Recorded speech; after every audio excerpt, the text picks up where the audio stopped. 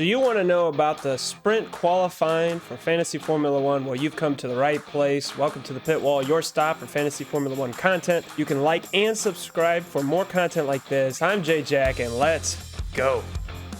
Sprint qualifying is a new race weekend format being used at 3 races in 2021, the first being the British Grand Prix.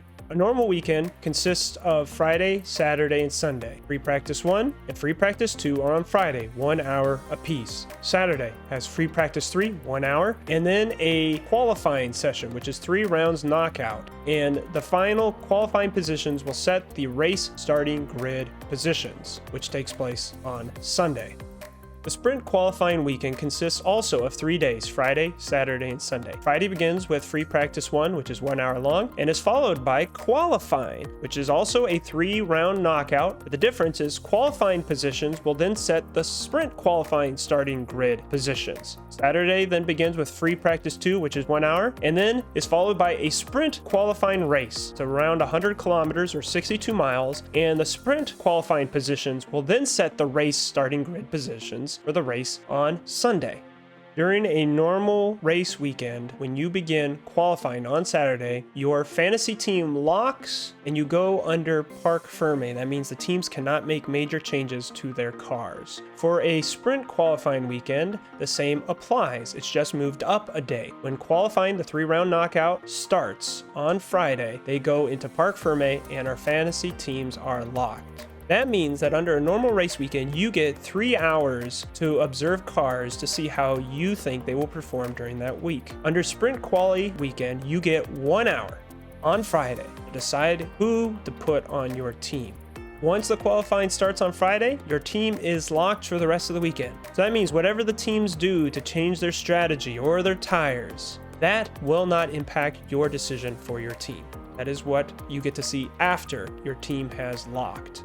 It will be important to note, though, the tires and how they are allotted for the teams. During a normal race weekend, each free practice session, the team is allowed to use 3 different tires. During qualifying, whatever tire set the fastest time during the second round, or Q2, that is the starting tire you must have for the race. Now, if you qualify between 11th and 20th, you get to choose your starting tire. During a sprint qualifying weekend, free practice 1, you get 2 sets of tires that you can choose. During the qualifying, you get 5 sets of softs, and you get to just push as fast as you can because you don't have the rule of your Q2 time setting the tire that you have to use for the race. For free practice 2 on Saturday, you get 1 set of tire, team's choice, and then for the sprint qualifying, you get 1 set of tire, team's choice. And then on Sunday for the race, the team gets the 2 remaining sets of tires, and they get to pick which tire they start on. So that means the teams are locked into particular tires, but they get free range of what they choose. And each team's choice of tire may empower them to different results during qualifying, during the sprint race, and during the race itself. The sprint qualifying is 100 kilometers, around 62 miles, and because there's only 1 set of tire and the race is about 30 minutes, there are no expected pit stops. That means teams that like to do overcut or undercut strategies, they will not have an advantage. It all comes down to how you get off the line, how you manage your tires, and how you want to push with your tire life at the end of the race.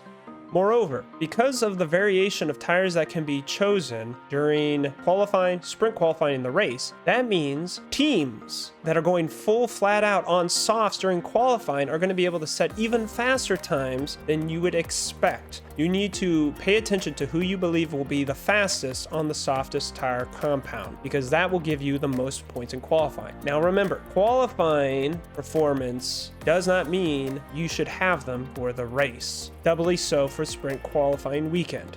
But in order to understand that, we need to now understand the points and how they are awarded for the sprint qualifying weekend.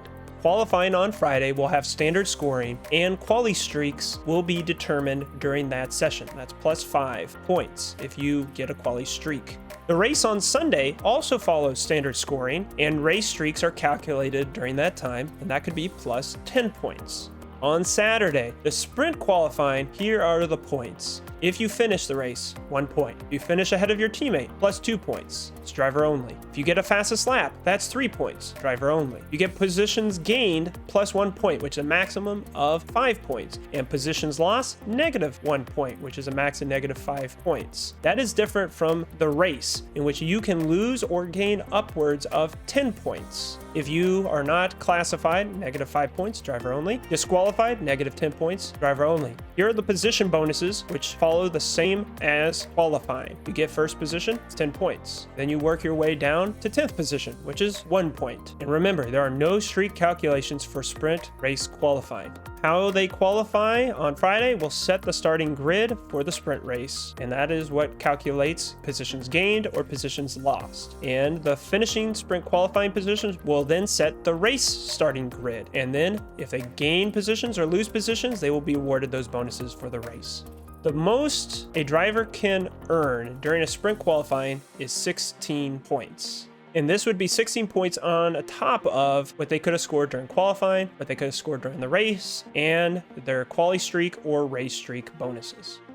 Here's a couple things that you should keep in mind going into a sprint race qualifying weekend. Normally, you would have 3 hours to observe the cars and see how they were doing before you get to decide your team, and it locks. For the sprint race qualifying, you get 1 hour on Friday to observe a free practice session 1, and then your team will lock for qualifying. That means if you're trying to shuffle your team, you get a very small window between free practice 1 and qualifying. Moreover, that means that teams that seem faster in free practice 1 may be fast because they're preparing for the qualifying. And there's a big difference between qualifying pace and race pace. Another thing to keep in mind is the tires and how there isn't an overcut or undercut pit stop strategy during the sprint race qualifying. That means certain drivers have to pass other drivers on track. And that is going to come down to 2 factors. The first is DRS. Can they follow close and get the advantage to pass them during those zones? And 2, who will manage their tires to either push at the beginning of the race and overtake people and then coast to the end, or because of that, other people will be able to manage their tires at the beginning of the race and then attack at the end and then make up positions while people's tires are wearing away. With all these things to consider, I have a special offer for you. In the link in the description is a special Google spreadsheet that I've built from the ground up that has been tracking all the performance of the drivers, their sentiment values, and I have a cool tab that has infographics so you can see all those charts. With only 1 hour to make a decision for your team, being able to see the trajectory of those drivers can be a valuable resource for you. And there you have it, an explanation to the sprint race qualifying and how it impacts your Fantasy Formula 1 team. And until next time, I'll see you on the pit wall.